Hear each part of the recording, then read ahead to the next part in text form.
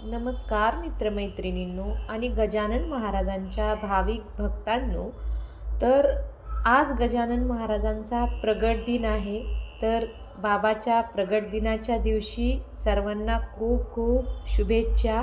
आणि आजच्या दिवशी हा अनमोल हिरा आपल्याला भेटला होता आणि खरंच आपल्यासारख्यांची मदतीला हाकेला धावून येणारी ही गुरु माऊली आजच्या दिवशी आपल्याला भेटली होती. आणि आजचा दिवस तो किती किती भाग्याचा, याचा अंदाजा पण नाही लावता येणार.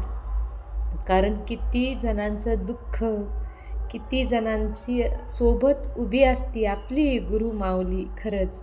तर आज मी तुम्हाला अनुभव सांगणार आहे आणि हा अनुभव सांगायचं म्हणलं ना की खरंच मी सांगते, माझ्या अंगावर काटा येतोय आणि मी खूप गोष्टीतून गेलेली आहे. आणि मी पहिलेच खूप रडून घेतलं हा अनुभव आठवून.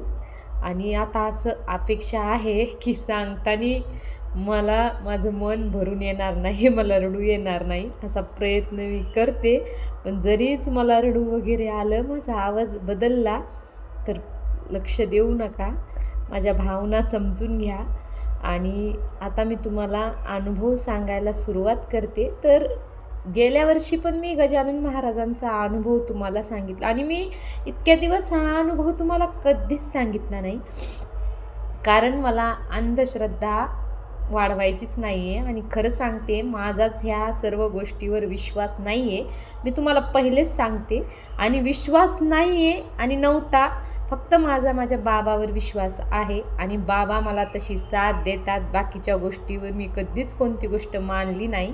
आणि अजूनपर्यंत पण मी ही गोष्ट म्हणजे मी मानत नाही की असं काही असतं, माझ्यासोबत घडलं आहे. तरी पण मी फक्त आणि फक्त आपल्या बाबाला मानते. आणि माझ्या बाबापुढे असू द्या काही पण, कोणती गोष्ट टिकत पण नाही, ह्या पण गोष्टीचा मला विश्वास आहे.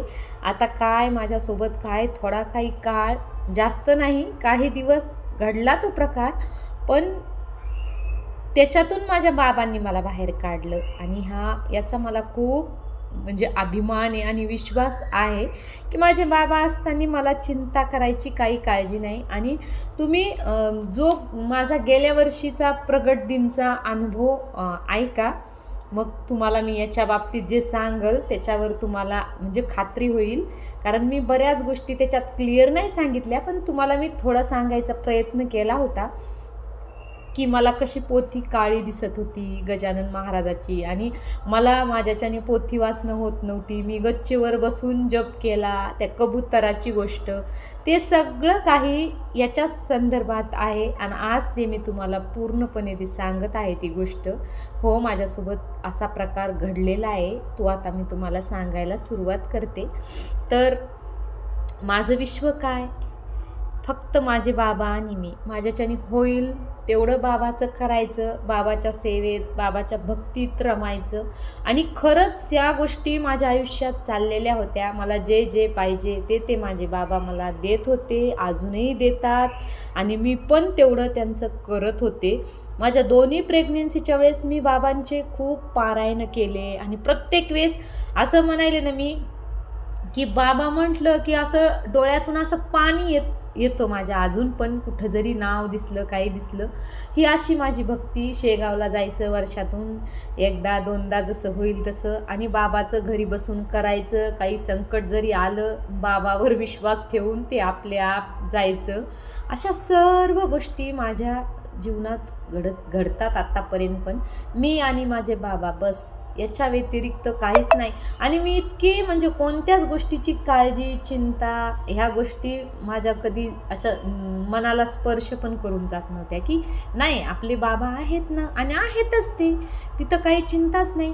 पण म्हणतात ना, जेव्हा आपलं आणि सर्व काही मी जे मागितलं ते माझ्या बाबांनी मला दिलं. कधीच कोणत्या गोष्टीची कमी पडू दिली नाही. काय पाहिजे असतं माणसाला, सर्व काही दिलं. मी म्हणजे असं नजर लागण्यासारखं. आणि खरं नजर हा एक गोष्ट आहे, नजर वगैरे ही गोष्ट. आता मी थोडंफार नाही, पण खरं काही लोकांची नजर आपल्यापर्यंत लागू शकते. तर मग काय झालं काय माहीत, मला असं खूप वेगळं वाटायला लागलं. म्हणजे असं महाराजाचं मी काही करायला लागले की मला इतका कंटाळा येत होता. म्हणजे मी दुसऱ्या देवाचं खूप खुशीनं करत होते आणि माझ्या सर्वात आवडीचा देव आता सर्वांनाच माहिती आहे गजानन महाराज. मी त्यांचं किती आणि म्हणजे मी सांगू शकत नाही, आणि जेवढे माझे आहेत आसपास त्यांना सर्वांना माहिती आहे की मी बाबा म्हणजे माझ्यासाठी काय आहे आणि मी त्यांच्यासाठी काय काय करू शकते ते. तर मी असं सर्व देवांचं पण बाबाचं काही करायचं म्हटलं की मला कंटाळा येत होता. मग मी बाबाजवळ येऊन खूप मला रडायला येत होतं, नाही मी असं नाही करू शकत, माझ्या बाबासाठी मी एवढंसं पण करत नाही. अशा ह्या गोष्टीपासून सुरुवात झाली आणि मला ह्या गोष्टीवर खरंच विश्वास नाही, पण अशी इच्छा होत नव्हती. असं कोणी मी देवाचं करायला लागले म्हणजे बळजबरी असं मी म्हणत होते, नाही माझे बाबाचं मला करावंच लागल, मी काबर नाही करणार असं मी म्हणत होते. आणि असं बसले बाबाजवळ की असं अंगावर काटा येतो, मी तुम्हाला असं सांगू शकत नाही. असं मला वाटत होतं की मला कोणीतरी ओढतंय, असं बाबाजवळ जाऊ देत नाही. असं मन असं बाबाकडे ओढ घेत होतं, बाबाकडे असं पळू का कसं जाऊ असं होत होतं. पण मी तिथं पोथी वगैरे वाचायला बसले की असं मला कोणीतरी ओढत होतं, ओढून नेत होतं, असं होत होतं. आणि मी खूप रडत होते. आणि नंतर पण असं झालं ना, मग मी खूप बाबाजवळ बसून रडायचे, बाबा असं का बरं होतंय मला, बाबा असं का बरं होतंय मला काही कळत नव्हतं. पण मला बाबाचं करता म्हणजे कित्येकदा मी तुम्हाला सांगू शकत नाही, मी कित्येकदा बाबाची पोथी अर्धवट ठेवलेली आहे वाचायची. माझं वाचणं होतच नव्हतं. आता मला खरं आठवा पण वाटत नाही त्या गोष्टी. आणि ह्या सर्व गोष्टी माझ्यासोबत 1 वर्षभर तरी समजा 7-8 महिने तरी घडले असतील. मग मी खूप रडायचे, बाबा असं का बरं बाबा, मला असं होऊ देऊ नका. आणि मला स्वतःच असं खूप गुन्हा केल्यासारखं वाटायचं की असं का बरं. मग मी ठरवायचे, नाही आता बाबा मी तुमच्या मंदिरात येते, बाबा मला एक फूल द्या बाबा, त्या फुलामुळं मला खूप असं शक्ती येईल बाबा, मला तुमचं करायची खूप इच्छा वाढेल बाबा असं म्हणत होते. पण तेव्हा बाबाच्या डोक्यावरून एकदा पण फूल माझ्यासाठी पडलं नाही. माझी हाक बाबापर्यंत जातच नव्हती. आणि मी खूप रडायचे, खूप विचार करत होते. म्हणजे असं दुसऱ्या बाबतीत काही नाही, मी एरवी असं नॉर्मल राहत होते, सर्व गोष्टी व्यवस्थित चालू होत्या, दुसऱ्या मंदिरात जात होते, सगळं काही करत होते. पण म्हणतात ना, एखाद्या वेळेस आपण ज्या देवाला मानतो, ज्या देवापासून आपल्याला एक शक्ती भेटती, एक एनर्जी असती, जिथून आपलं सर्व काही असतं. आता माझं तर बाबापासूनच आहे, तर त्या देवाला धरून काही केलं जातं. कारण मला तर तसाच अनुभव आला. काय माहीत काय नाही, अजून पण मला ह्या गोष्टीवर विश्वास नाही, पण खरं घडत होतं. आणि मी अशी पोथी टाकून उठत होते, असं होत होतं. पोथीत असं मन लागत नव्हतं. मी पोथी घेऊन हातात रडत होते, बाबा मी काय करू, बाबा मी काय करू. खूप हतबल झाले होते. मग मी बाबाच्या मंदिर, आणि एरवी मनातून असं नाही की मनातून बाबा गेले, मनोमनी बाबा बसलेले, बाबासाठी रडत होते मी खूप. फक्त माझ्याच्याने पारायण आणि पोथीच होत नव्हती, बाकी असं काही नाही की म्हणजे मला बाबाजवळ जाता येत नव्हतं की बाबाचं मी मनात म्हणायले ना, असे डोळ्यात बाबा, सगळीकडे मनात बाबा, सगळीकडे बाबाला असं हे करू मी जवळ येऊ अशी रडत होते बाबाच्या की बाबा असं का बरं होतंय, मला का बरं होतंय. पण होतं माझ्यासोबत. आणि खूप एक वेगळी उदासीनता, असं काहीच असं हे नसायचं की असं काय व्हायलं, आपल्याला काय व्हायलं काही कळतच नव्हतं. मी तुम्हाला त्या गोष्टी आता मला आठवतं नाही आणि मला सांगा पण वाटत नाही. फक्त मग अशाच गोष्टी घडत गेल्या. आणि एकदा असंच मी ठरवलं, नाही आता काय, कारण मी हे सांगत बसले ना तो व्हिडिओ खूप मोठा होईल, कारण खूप माझ्या मनाची खूप वेगळी व्यथा आहे ती. पण आता त्यातून मला बाबांनी कसं बाहेर काढलं ते मी तुम्हाला सांगते. ह्या सर्व गोष्टी आता थोड्याहून तुम्ही समजून घ्या काय काय होत होतं, फक्त बाबाच्या बाबतीत, बाकी दुसऱ्या देवाच्या बाबतीत नाही. आणि मग असंच होत होतं मला. आणि एक दिवस मग मी अशीच पोथी वाचत होते. मी ठरवलं नाही आता मला मी कोणतीच गोष्ट करणार नाही, हे सगळं काही आपल्या मनचे भ्रम आहेत, असं काही नसतं. आणि बाबा असताना आपल्या बाबतीत असं होणं शक्य आहे का, ह्या गोष्टीचा मी विचार करत होते. आणि एक गोष्ट सांगायची राहिली, बरोबर 12 वाजले की असा काटा इकडच्या इकडं होत नव्हता 12चा. आणि मी झोपेतून उठत होते आणि मला इतकं भयानक स्वप्न बरोबर 12 वाजता पडत होतं. इतकं भयानक की म्हणजे कोणीतरी मला ओढून नेतं आणि असं भयानक, असं मी सांगू शकत नाही, असं भूताचं वगैरे स्वप्न बरोबर 12 वाजता मला पडायचं, टाईम टू टाईम. आणि मी पहिले तुम्ही माझे अनुभव ऐका, मला सर्व स्वप्न वगैरे देवाचे पडत होते, सर्व बाबा दर्शन देत होते, या सर्व गोष्टी होत होत्या. आणि मग मी एक दिवस ठरवलं की नाही, आता मी काहीही मी आता बाबाचं करणार म्हणजे करणार. आणि मला कोण कसं रोखू शकतं आता मी बघते, मला माझ्या बाबापासून कोणीच लांब नेऊ शकत नाही. मी असा विचार केला आणि हे असं काही नसतं, आपले सर्व काही भ्रम आहेत. आता मी बघते मला कोण रोखू शकतं. आणि मी वाचायला गेले आणि ते तर मी सांगू शकत नाही तुम्हाला, एवढं असं झालं की मी सांगू शकत नाही. आणि मग मी बाबाजवळ येऊन उभी राहिले आणि बाबाला सांगू लागले, रडू लागले. आणि मग असंच झालं. आणि त्या दिवशी मग मी झोपले रात्री. आता ते मला आठवणं, ते स्वप्न आहे का आहे, मला ते नाही गोष्ट मला म्हणजे अशा गोष्टी माझ्यासोबत घडत्यात आणि मला ते स्वप्न आहे का ते खरं घडलं हे मी नाही तुम्हाला सांगू शकत. पण तुम्ही स्वप्न आहे असं मानून चाला. आणि मी रात्री झोपले आणि बाबाजवळ अशी गेले आणि अशीच रडत होते, बाबाला सांगत होते, पूजा करत होते. तर माझ्याकडे ही मूर्ती आता पहा समोर दिसते बाबा, आणि हे साक्षात गजानन महाराज माझ्याकडे आलेले आहेत, हे बाबा आलेले आहेत, हे तुम्ही लक्षात ठेवा. कारण हे गजानन महाराज ह्या मूर्तीचा पण एक अनुभव मी सांगितलेला आहे.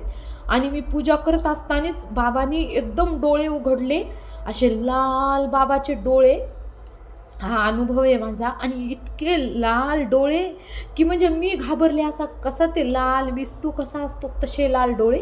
आणि बाबा तडकन उठले, म्हणजे एकदम असे उठले माझ्या देवघरातून, बाबा उठले. आणि बाबा म्हणे बस झालं, माझ्या लेकराला कोण त्रास देतं, आता मी नाही खपू शकत. आणि मला काही सुचनं हे असं काय व्हायलं, मी बाबा बाबा असं करते.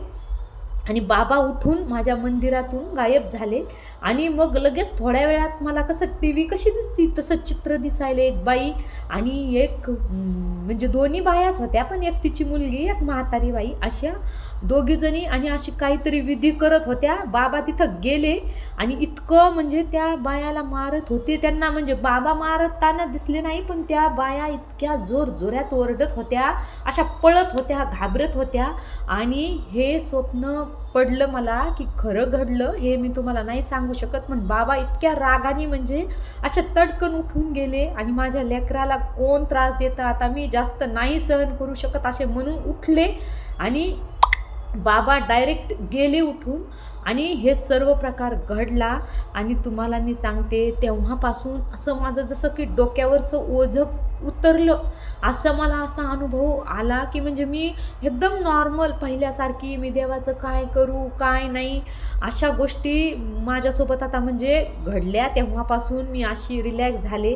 म्हणाले ना, आपल्यासोबत देव असला ना, आपल्याला कोणत्याच गोष्टीची काळजी करायचं काम नाही. आणि माझ्यासोबत तर साक्षात माझी माऊली माझ्यासोबत उभी आहे, म्हणून मी कोणत्याच गोष्टीचा विचार करत नाही. आणि तुम्हाला मी सांगते, कोणत्याच गोष्टीच मी मानत पण नाही, मी फक्त माझ्या बाबाला मानते.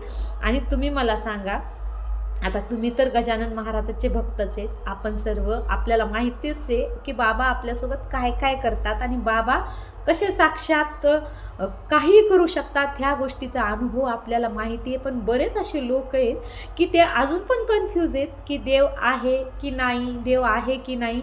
तर त्यांच्यासाठी खरंच एकदा मला असं सांगा वाटतं की खरं एकदा देवावर विश्वास ठेवून पहा, देवाला मानून पहा. आता देवाने काय करावं अजून? देव आपल्याला संकटाच्या वेळी स्वतः धावून येतो, त्याचं नाव घेतलं की तो चमत्कार घडवतो आणि इतके सर्व अनुभव आपल्याला देतो. आणि माझ्या बाबतीत तर खरं मग देवाने करायला काय पाहिजे? आपल्यासोबत येऊन गप्पा मारायला पाहिजे का? म्हणजे लोकांना कळल की देव आहे म्हणून. संकटकाळी तर तोच धावून येतो ना, आपल्या पाठीशी उभा राहतो, आपला विश्वास वाढवतो. अजून काय पाहिजे आपल्याला? आणि माझी ही अशी गुरुमाऊली माझ्या सोबत आहे, मला कोणत्याच गोष्टीची चिंता नाही. तुम्हाला मी सांगते, माझी गुरुमाऊलीच्या भरोशावर मी खरंच खूप खूप सुखी आहे. आणि अजून पण माझ्या गुरुमाऊली माझ्या मनात इतकी हे माझ्या माऊलीचं की थोडं जरी हे झालं ना की पहिल्या माझ्या तोंडातून एकच नाव निघतो, गजानन बाबा. माझे बाबा, आणि माझे बाबा माझ्यासोबत आहेत. मला कसली चिंता करायची गरज नाही. आणि हा अनुभव तुम्हाला कसा वाटला ते मला नक्की सांगा. आणि गजानन महाराजांचे अजून अनुभव तुम्हाला ऐकायचे असतील तर आपल्या चॅनलला सबस्क्राईब करा. तर याच्या अगोदर मी तुम्हाला कधी बोलले नाही, पण तुम्ही जर चॅनलला सबस्क्राईब केलं तर मी अनुभव वगैरे टाकला तर तो तुमच्यापर्यंत येईल.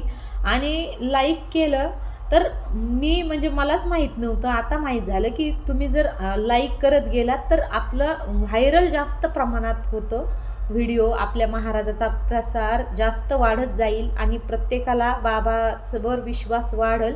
आणि आपण काय करू शकतो त्यांच्यासाठी?